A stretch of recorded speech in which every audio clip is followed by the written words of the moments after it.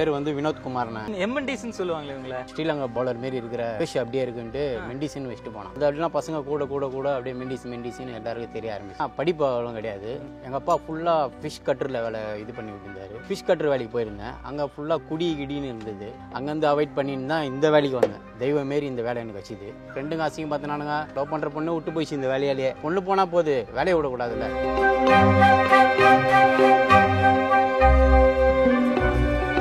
கை கால் நல்லா இருக்குது, பொறுக்குறோம். ஷேடுகள் எல்லாம் போயிட்டு மொத்தம் அச்சு புடுங்களெல்லாம் யாருக்கிட்டையும் எல்லாமே இந்த குப்பையில தானே கிடைச்சிது. காசு குத்தி எதுவுமே வாங்கினது கிடையாது. ஒரு ஆக்டர் காலையிலும் ஷூ ட்ரெஸ் எல்லாம் நம்ம வாங்க முடியுமாடான்ட்டு. ஆனா எனக்கு கடவுள் பாருங்க, பின்னில் கிடைக்கும். ஷூலாம் எடுத்துட்டு போயிட்டு ஒரு 100 ரூபாய் 150 ரூபா கொடுத்து தச்சிருவேன். தச்சு ஒரு பிராண்டா போட்டுன்னு இருப்பேன். இலக்காரமா பாத்துன்னு போட்டோம். எனக்கு தேவை பிராண்டு. நான் எப்பவுமே பிராண்டா இருக்கணும்.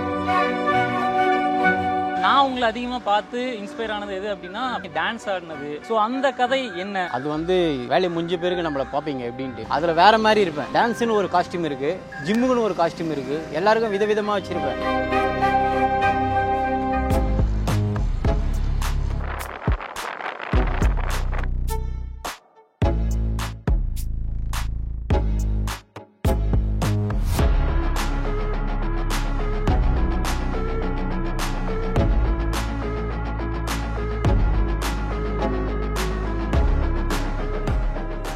வெளியில எங்கேயும் ட்ரை பண்ணலையா? இல்ல வந்துட்டு வாய்ப்புகள் அப்படிங்கிறது உங்களுக்கு அமையலையா? 19 வயசு இருக்கும். கஸ்தூராஜா படம் ஒரு பண்ணியிருக்கேன். அதுல வந்து மெயினா தான் பண்ணேன் நான். அந்த படம் வந்து இன்னும் ரிலீஸ் ஆகல. வந்து தனுஷ் சார்லாம் வந்து ஆடி லான்ச் பண்ணாரு. படம் ஒன்றும் வரல, காசு பணம் துட்டுன்ட்டு. ரிலீஸ் பண்ணி தான் நாங்கள் எப்பயோ ரீச் ஆகிட்டு இருக்கோம். இப்போ இந்த வேலையில வந்தவனையும் கடவுள் அப்படியே வளர்ச்சி குத்துட்டே இருக்காரு.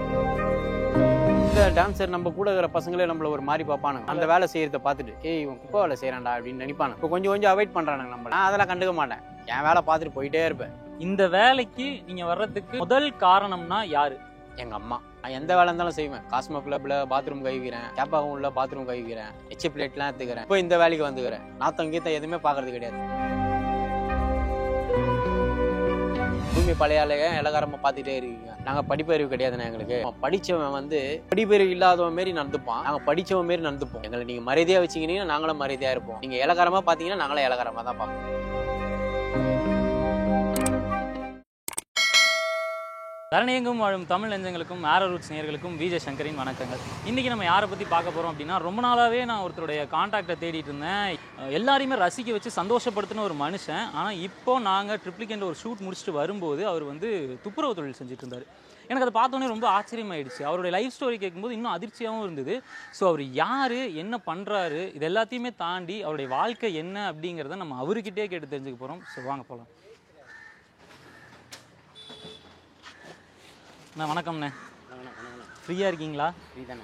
ஓகே, இப்போ உங்ககிட்ட ஒரு பேட்டி எடுத்துக்கலாமா? தாராளமாக இருக்குது. சொல்லுங்கண்ணே, நீங்கள் யார், உங்கள் பேர் என்ன? ஆக்சுவலாக என் பேர் வந்து வினோத் குமார்ண்ணே. ஓ, வினோத் குமாரா? ஆனால் நிறைய பேர் வந்து எம்என்டிஸ்ன்னு சொல்லுவாங்களே இவங்கள. நான் வந்து என்னன்னா ஜிம்னாஸ்டிக் பண்ணும்போது நான் எங்கள் மாஜி கிட்ட இருந்தேன். நான் சந்துரு மாஜின்னு ஒருத்தர். அவரால் தான் இந்த அளவுக்கு நான் வந்தேன் டான்ஸில். அவர்கிட்ட பண்ணும்போது ஒரு ஃபாரினர் வந்து வச்சு இதுதான் ஸ்ரீலங்கா பவுலர் மாரி இருக்கிற பேஷ் அப்படியே இருக்குன்ட்டு மெண்டிஸ்ன்னு வச்சுட்டு போனான். அது அப்படின்னா பசங்க கூட கூட கூட அப்படியே மெண்டிஸ்ன்னு எல்லாருக்கும் தெரிய ஆரம்பிச்சிச்சு. அப்புறம் வேலை என்னென்னு செஞ்சிருந்தேன்னா படிப்பு அவ்வளோ கிடையாது. எங்கள் அப்பா ஃபுல்லாக ஃபிஷ் கட்டரில் வேலை இது பண்ணி விட்டுருந்தார்.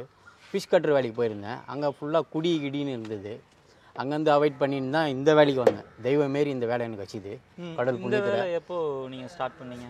இது வந்து ஒரு 6 மாதம் ஆகுதுண்ணா இந்த வேலை வந்து. ஆமாம், இப்போ தான் வந்த வேலைக்கு. இந்த வேலை இப்போ தான் வந்தேன். ஆனால் கடல் புண்ணியத்தில் எல்லாமே கிடைக்குது இந்த வேலையால். அந்த வேலையில் எதுவுமே கிடைக்கல. குடி இதுவாக இருந்தது. அதேமாரி நிறைய சின்னதம் கெட்ட சின்னதம் இருந்தது. இந்த வேலையில் நல்ல சின்னதெல்லாம் இப்போ நிறைய கிடைக்குது. என்ன ஒன்று, வேறு வேலைக்கு போயிருக்கலாம். பசங்க சொல்லுவானுங்க, ஃப்ரெண்டுங்களாம், என்னடா இவ்வளோ திறமை வச்சுக்கின்னு இந்த வேலைக்கு போகிற அப்படின்னு கேட்பானுங்க. ஃப்ரெண்டுங்க அசிங்க பார்த்தினானுங்க, இறையகிற பொண்ணுங்க லவ் பண்ணுற பொண்ணு விட்டு போயிடுச்சு இந்த வேலையாலேயே. அப்படியா? ஆமாம். அதான் நம்ம வந்து இந்த வேலையை விடக்கூடாதுல்ல. பொண்ணு போனால் போது வேலையை விடக்கூடாதுல்ல. காரணமா வச்சு அம்மா விட்டாங்க அவங்க. நம்ம அதெல்லாம் அவாய்ட் பண்ணிக்க கூடாது. நம்மளுக்கு தேவை திறமை கையில் இருக்குது. கடவுள் ஒன்று கொடுத்துருக்காரு. ஒன்று இல்லைன்னா ஒன்று கிடைக்கும். அதால் இந்த வேலையை விடுறது இல்லை. இந்த வேலையால் நிறைய பலனுங்க. நம்மளுக்கு எல்லாமே எங்கள் அம்மா தான். அப்பா இறந்துட்டாரு. தங்கச்சி ஒன்று இருக்குது. அவங்களும் இந்த வேலை தான் செய்கிறாங்க. அப்படியா?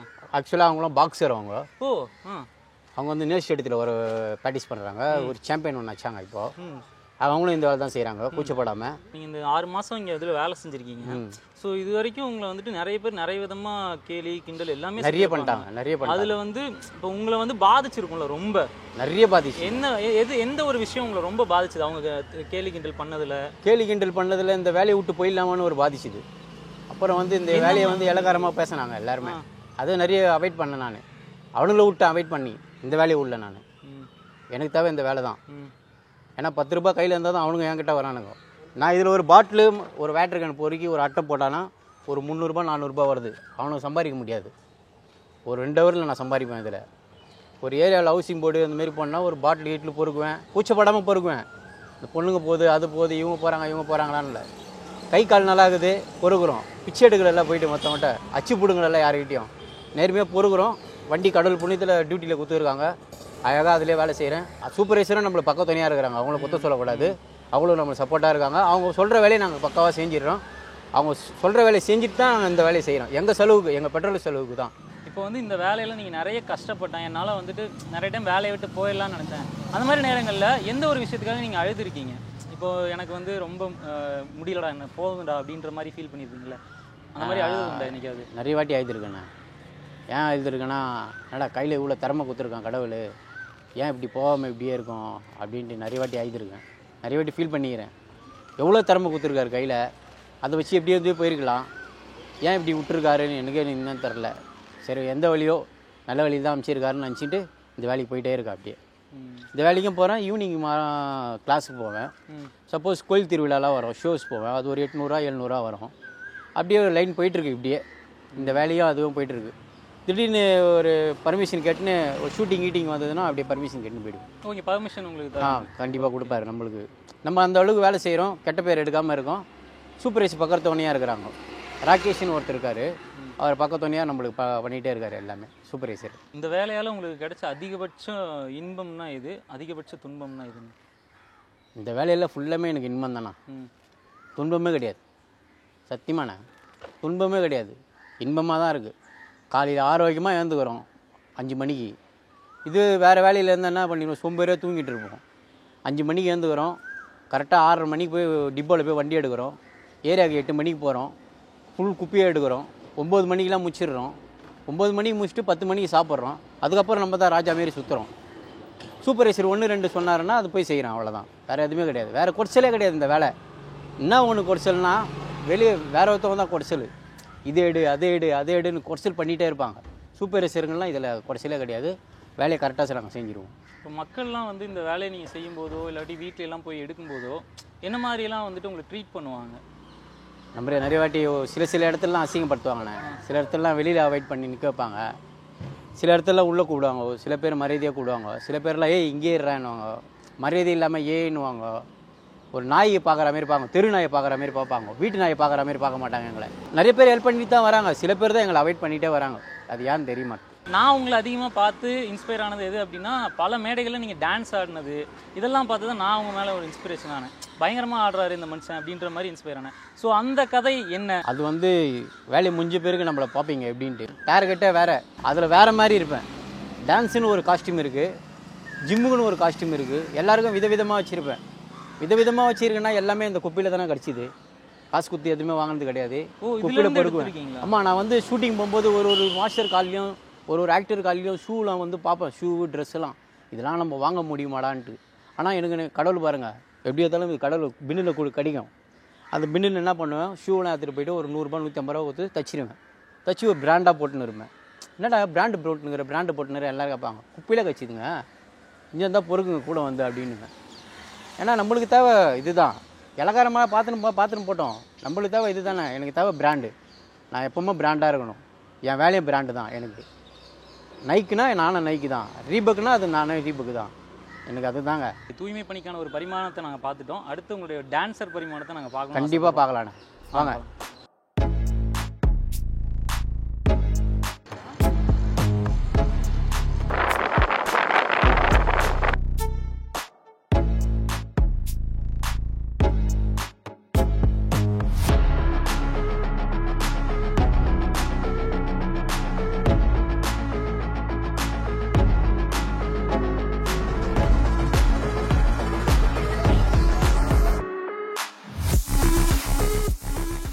மார்னிங் வேலைக்காரன், ஈவினிங் ஒரு கலைஞன்.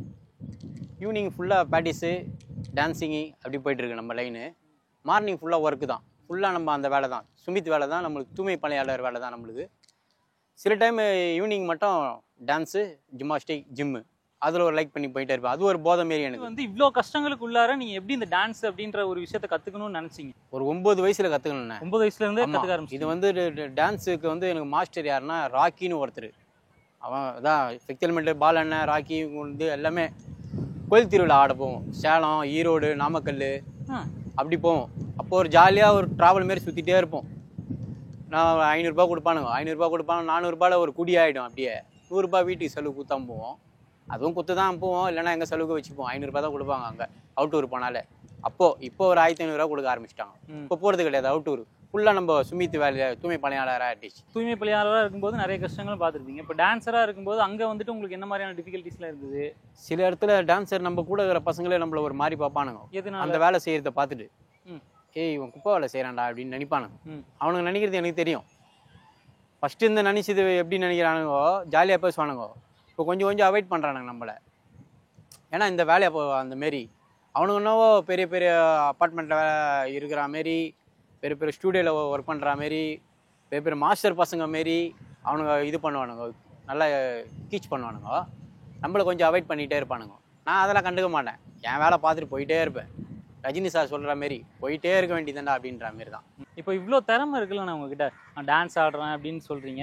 இப்போது நீங்கள் இதை வச்சு வெளியில் எங்கேயும் ட்ரை பண்ணலையா, இல்லை வந்துட்டு வாய்ப்புகள் அப்படிங்கிறது உங்களுக்கு அமையலையா? வாய்ப்புகள் வந்து அமைஞ்சது. நான் வந்து ஃபஸ்ட்டு வந்து நான் கஸ்தூரிராஜா படம் ஒரு பண்ணியிருக்கேன். நம்ம ஜிம்னாஸ்டிக் பண்ணும்போது அது வந்து ஆனந்த வீடன் பேப்பர்லேருந்து வந்தாங்க. அப்போ என்னன்னா வயசு வந்து ஒரு 19 வயசு இருக்கும். அதில் வந்து மெயினாக தான் பண்ணேன். நான் கேரளாக்காரு, ஒரு பாலண்ணன், 5th எலிமெண்ட் பாலண்ணன், 3 பேர் தான் கேரக்டரு. அந்த படம் வந்து இன்னும் ரிலீஸ் ஆகலை. அது வந்து ஆக்சுவலாக வந்து தனுஷ் சார்லாம் வந்து ஆடி லான்ச் பண்ணார். Dhanush sir, Selvaraghavan sir, Aishwarya ma'am, நிறைய பேர் வந்து நம்ம ராஜானா நம்ம மன்றத்தில் தான் நடந்தது. அது அந்த ஆடி லான்ச்லாம் நடந்தது. படம் ஒன்றும் வரல, காசு பணம் துட்டுன்ட்டு ரிலீஸ் பண்ணி தான் நாங்கள் எப்போயோ ரீச் ஆகிட்டு இருப்போம். அப்படியே விட்டாங்க. அப்படியே வேலை பார்த்துட்டு அப்படியே போயிருந்தது காலம். அப்படியே போயிட்டு இருந்து இப்போது இந்த வேலையில் வந்தவொடனையும் மறுபடியும் முன்னேற்றம் கடவுள் அப்படியே வளர்ச்சி குத்துட்டே இருக்காரு. அப்படியே ஒரு கொஞ்சம் பிஸியாக சுற்றிட்டு இருக்கா மாரி இருக்குது. இப்போ இந்த டான்ஸுக்கு அப்புறம் இப்போ நீங்கள் வந்துட்டு அதிகமாக பேசுறது வந்து ஆர்டிஸ்ட் ஆகணும், கேரக்டர் ஆர்டிஸ்ட் ஆகணும், இந்த மாதிரிலாம் சொல்கிறீங்க. ஸோ இதில் எந்த டேரக்டர்கிட்ட போய் நான் வேலை பார்த்து நான் தொழில் கற்றுக்கணும் அப்படின்னு நீங்கள் நினைக்கிறீங்க? நான் நிறைய டேரக்டர்கிட்ட வேலை பார்க்கணுன்னு ரொம்ப ஆசைண்ணா. மெயின் வந்து நம்ம ரஞ்சித் அண்ணன், அப்புறம் நம்ம வெற்றிமாறன் சார், இவங்ககிட்டலாம் ஒர்க் பண்ண ரொம்ப நாள் ஆசை. ஆனால் ரஞ்சித் அண்ணன் வந்து ஸ்டேட்டஸ் வச்ச உடனே ஒரு சார் ஆக்டர் தான் ஃபோன் பண்ணி எனக்கு சொன்னார். அவரும் கூட நம்ம வெப் சீரிஸ் பண்ணிட்டு இருக்காரு. ஏய் பெரிய விஷயம்டா, ரஞ்சித் அண்ணன் ஸ்டேட்டஸ் வச்சிருக்காருன்ட்டு எனக்கு ஃபோன் பண்ணி சொன்னபோது இன்னும் உச்சத்துக்கு போயிட்டேன் நான். என்னடா நம்ம போய் பார்க்க முடியாத ஒரு ஆள் நம்மளை வச்சிருக்காருன்னா அது கடவுள் கொடுத்த ஒரு கிஃப்ட்டு. இப்போ அந்த டான்ஸ் வந்து உங்கள் வாழ்க்கையில் எந்த அளவுக்கு ஒரு மாற்றத்தை ஏற்படுத்துச்சுன்னு நீங்கள் நினைக்கிறீங்க? மாற்றம்னா வந்து 4 பேர் வந்து போதையாக சுற்றாமல் பசங்க கூட சுற்றிட்டு இந்த ஏரியாவில் வந்து டம் வச்சுக்கின்னு அப்படிலாம் சுற்றாமல் டான்ஸ் ஃபீல்ட்லேயே போனால் ஒரு கலையாக போயிட்டே இருந்தால் ஒரு லைன் தெரியும். டீசெண்டான லைனில் அப்படியே போயிட்டே இருக்கலாம்.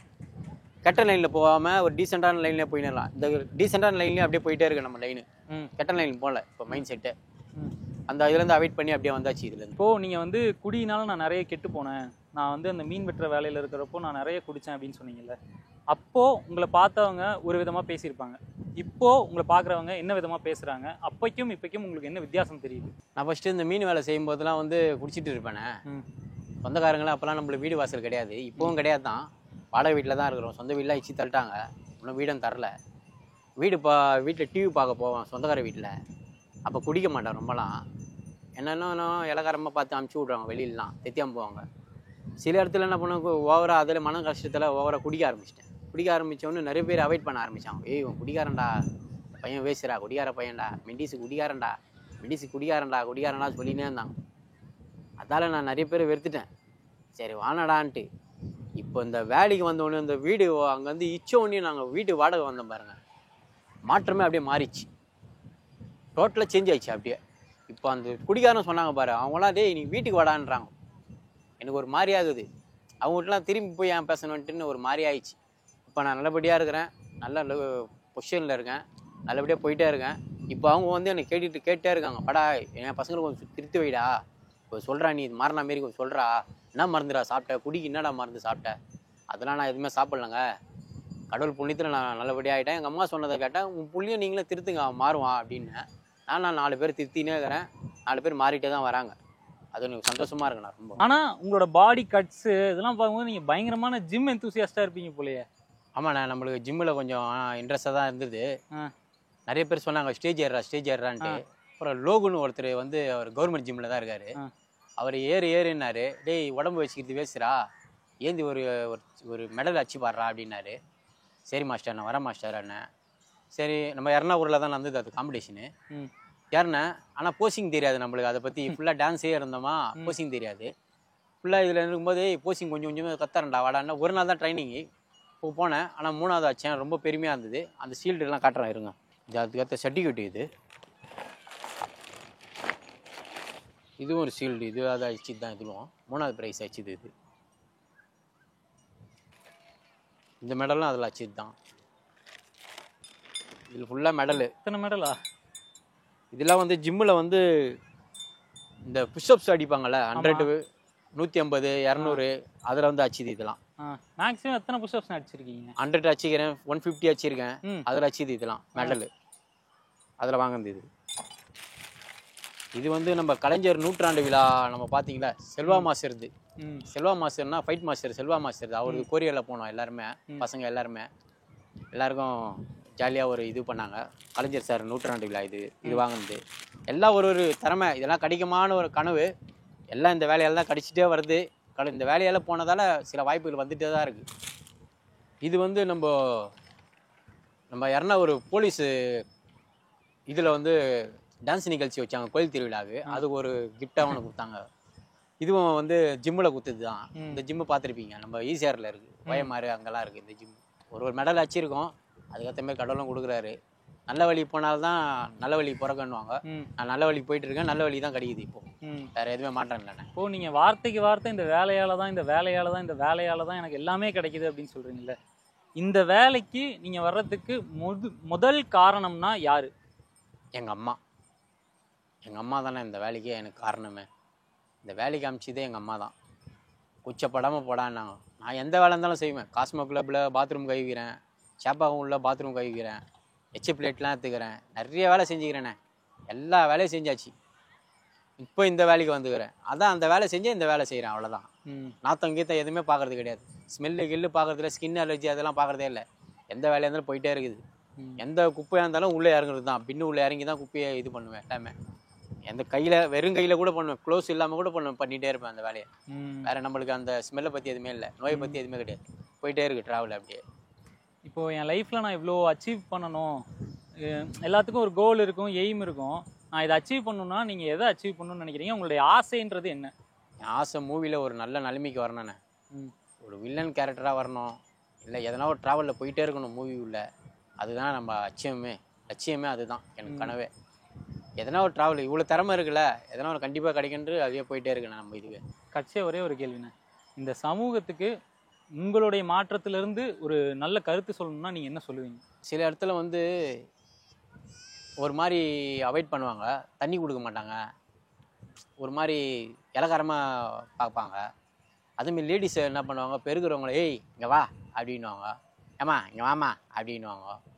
ஏன் உங்கள் அம்மாவை கூடக்கூடாதா? அந்தமாரி அம்மா வாமா அப்படின்ட்டு ஒரு டீசெண்டாக கூட மாட்டாங்க சில இடத்துல. நான் எங்களையே ஏய் இங்கே வாடா இந்த குப்பி ஏறா அப்படின்வானுங்க, ஏய் இது பெருகுடா இந்த இடத்துல அப்படின்வானுங்க. ஒரு மாதிரி இலக்காரமாக பார்ப்பாங்க. இவங்களாம் கொஞ்சம் திருந்தினாங்கன்னா கொஞ்சம் நல்லாயிருக்குன்னு நான் சொல்லுவேன். ரொம்ப நான் அவங்களாம் வந்து பெற்ற தாயாக பார்க்கணும். வயசானவங்க இத்தனைக்கும் அவங்களாம் தொடப்பு போட்டு பெருக்கும்போது ஏய் இங்கே வந்து பெருக்குமா, என்னம்மா இப்படி பெருக்கி நிற்கிற அப்படி இப்படின்னு ஒரு மாதிரி பேசுவானுங்க. இலக்காரமாக எங்களை பார்த்துக்கிட்டே இருக்கிறீங்க, தூய்மை பழையாலையே இலக்காரமாக பார்த்துக்கிட்டே இருக்கீங்க, உப்பக்காரன்னா அவ்வளோ இதுவா? நாங்கள் படிப்பறிவு கிடையாதுண்ணே. எங்களுக்கு படிப்பறிவு இல்லாதவன் தான் இந்த வேலைக்கு வந்திருக்கோம். படிச்சிருந்தா ஒரு சூப்பர்வைசராக இருப்போம், இல்லை ஒரு மேனேஜராக இருப்போம். படிப்பறிவு இல்லாத தான் இந்த வேலைக்கு வரணும். ஆனால் அவன் படித்தவன் வந்து படிப்பறிவு இல்லாதவன் மாரி நடந்துப்பான், நாங்கள் படித்தவன் மாரி நடந்துப்போம், டீசெண்டாக இருப்போம். அவன் படிப்பே இல்லாதவன் மாரி எங்களை ஒரு இலக்காரமாக பார்ப்பான். எங்களை நீங்கள் மரியாதையாக வச்சிங்கன்னா நாங்களும் மரியாதையாக இருப்போம், நீங்கள் இலக்காரமாக பார்த்தீங்கன்னா நாங்களும் இலக்காரமாக தான் பார்ப்போம். வேறு எதுவுமே பண்ண முடியாது. உங்களுக்கான ஒரு மாற்றம் அப்படிங்கிறது கண்டிப்பாக அமையும். அதே மாதிரி உங்களுடைய கனவும் நிஜமாகும் அப்படின்ற ஒரு நல்ல எண்ணத்தோட எங்க சேனல் சார்பாகவும் என்னுடைய தனிப்பட்ட முறையிலும் நான் வாழ்த்துக்களை தெரிவிச்சுக்கிறேன். நன்றி. ரொம்ப நன்றிண்ணே, ரொம்ப நன்றிண்ணே. ஜெய் பீம்.